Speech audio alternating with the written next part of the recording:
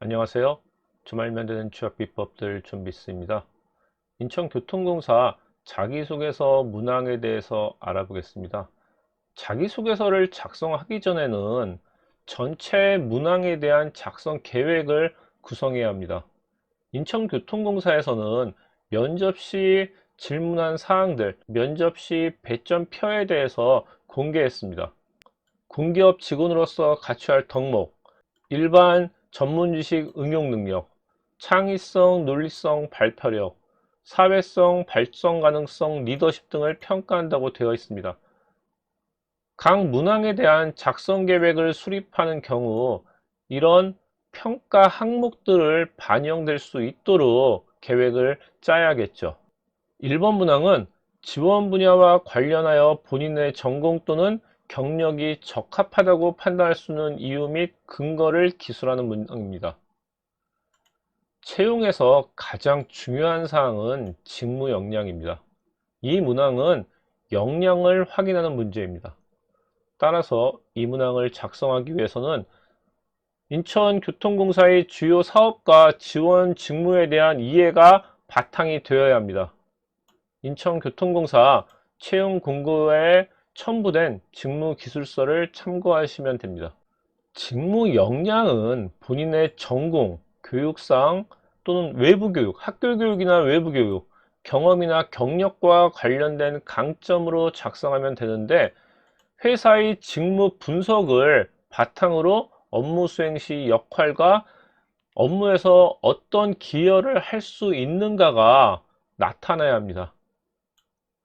이 문항을 작성하기 위해서는 지원 직무와 관련된 교과목, 프로젝트 또는 연구과제 중 찾아서 기술하면 됩니다. 이때 해당 경험에서 이뤄낸 성과와 배운 점은 반드시 기술되어야 합니다. 자소서에서 가장 중요한 항목은 성과와 배운 점입니다. 두 번째 문항은 지원 분야를 중심으로 입사 지원하신 동기와 고객의 절대안전 확립을 위하여 인천교통공사가 나아가야 할 방향을 제시하는 문항입니다.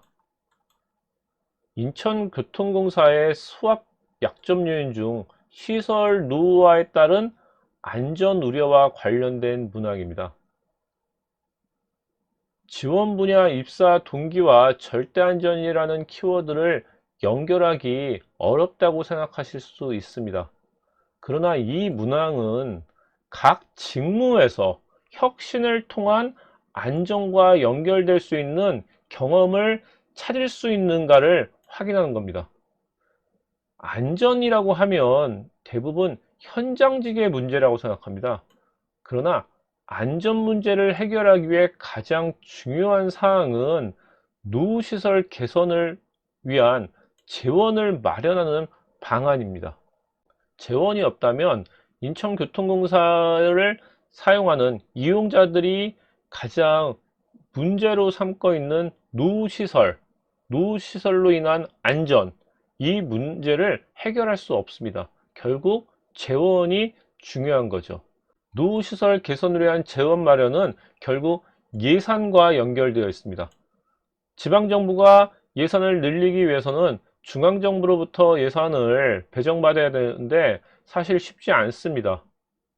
중앙정부로부터 예산을 받기 위해서는 먼저 내부적인 예산 절감 노력이 선행되어야 합니다. 여러분의 경험 중 예산 절감 노력을 했던 부분들, 학내 활동이나 아르바이트 등에서 찾아서 당시의 상황과 본인의 역할, 결과, 그 경험을 통해 앞으로 직무에서 어떻게 예산을 절약할지에 대한 내용을 기술하시면 됩니다. 예산 절감을 통해 안전 관련 재원으로 사용할 수 있다는 부분을 강조할 수 있는 거죠. 3번 문항은 프로젝트 또는 대외 활동 중에서 갈등의 경험이 있다면 그 갈등의 원인과 해결 방법을 기술하는 문항입니다. 3번 문항에서 확인할 점은 두 가지입니다. 첫째는 핵심 키워드인 갈등입니다. 둘째는 해결 방법입니다. 프로젝트나 활동 경험 속에서 발생했던 문제점과 해결하기 위한 노력, 그리고 결과와 결과를 통해 성장한 점이 나타나야 합니다.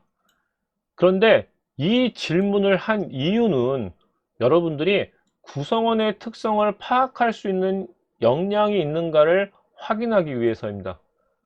인천교통공사는 사업의 특성상 시민 고객들과의 갈등이 발생할 수밖에 없습니다. 시민과의 갈등이기 때문에 대인관계 능력이나 의사소통 능력 등을 통해서 이 갈등을 해결해야 합니다. 직업기초 능력을 보여주셔야 하는 거죠. 인천교통공사가 필기 전형의 직업기초 능력에서 의사소통 능력과 문제해결 능력을 공통적으로 평가하는 이유라고 저는 생각합니다. 이런 유형의 문항에 대해 갈등 해결을 위해 커피를 산다, 술을 마시겠다, 이런 내용으로 기술하는 것은 좋은 방법이 아닙니다.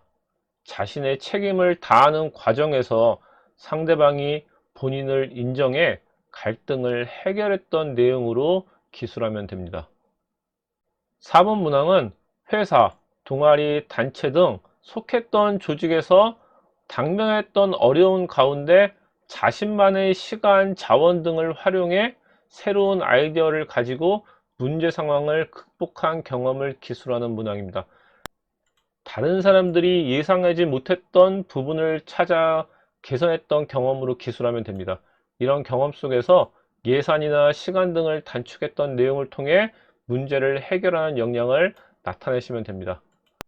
얼마 전에 지원이 마감된 국민건강보험공단에서도 비슷한 문항이 있었기 때문에 그 문항을 예제로 실어 보았습니다. 참고하시기 바랍니다.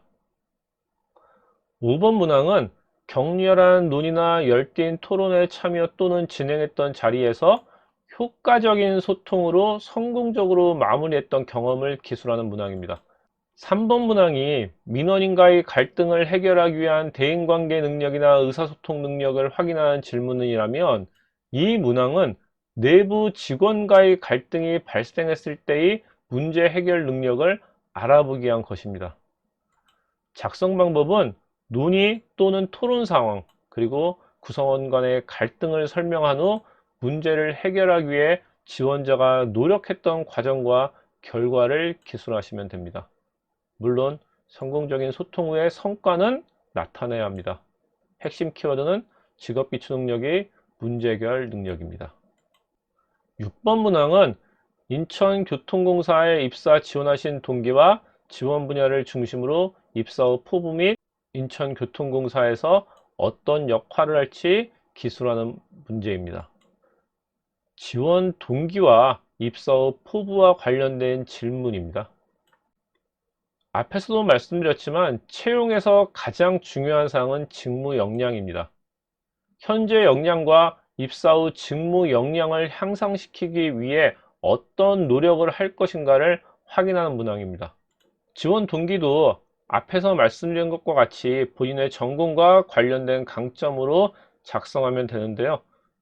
지원 동기에 회사의 강점을 언급하며 뭐뭐와 같은 회사이기 때문에 지원했다, 이렇게 작성하는 경우들이 상당히 많습니다. 말씀드린 것 같이 회사가 인력을 채용하는 이유는 직무 역량과 관련된 겁니다. 담당자 입장을 고려한다면 뭐뭐와 같은 회사이기 때문에 지원했다, 이렇게 작성하시면 안 되는 거죠.